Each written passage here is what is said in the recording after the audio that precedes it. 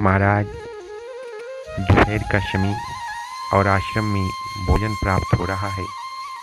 भोजन में बड़ी ही सुंदर वस्तु, खास करके हमारी बहनों और माताओं को अत्यधिक प्रिय कढ़ी की सब्जी बनी है और यूट्यूब देख कर के आज हर कोई प्रयोग कर रहा है। रसोई घर में भी आश्रम के जो शिष्य हैं उन्होंने प्रयोग किया और हमारी जो थाली है इसमें ऊपर धनिया काट कर के, प्याज काट कर के दी है।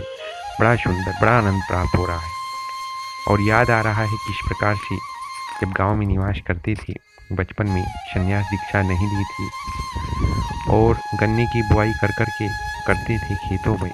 उसके उपरांत खेतों पर ही उपलब्ध केले के पत्तों को काट कर के रबझाए कोल के पानी में धो कर के और गांव से, घर से पल्ले में महाराज अक्षत चावल आया करते थे और बाल्टी में कढ़ी और एक भिगोनी में महाराज शक्कर और एक छोटी भिगोनी में घी, देसी घी गाय का, और उसको वहीं पर खेत में बैठ कर के नरम मुलायम मिट्टी पर बैठ कर के केले के पत्ते पर कढ़ी चावल का आनंद होता था। बड़ा सुंदर व्यवस्था महाराज, पेड़ों की छाँव में निकट ही कूल, उसमें बहता हुआ पानी, बड़ी सुंदर व्यवस्था।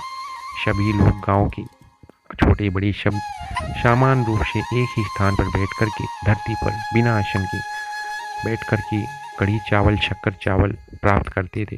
बड़ा आनंद आता था महाराज, बड़ी सुंदर वायु चलती थी और बड़ी ही इतना आनंद प्राप्त होता था जो आश्रम में यहाँ बैठ कर के इस आधुनिक प्रयोग कर कर के धनिया डाल कर के भी नहीं प्राप्त हो रहा है। ऐसा बचपन में आनंद प्राप्त होता है, ऐसे बचपन को धन्य है। जय श्री राम। धन्यवाद।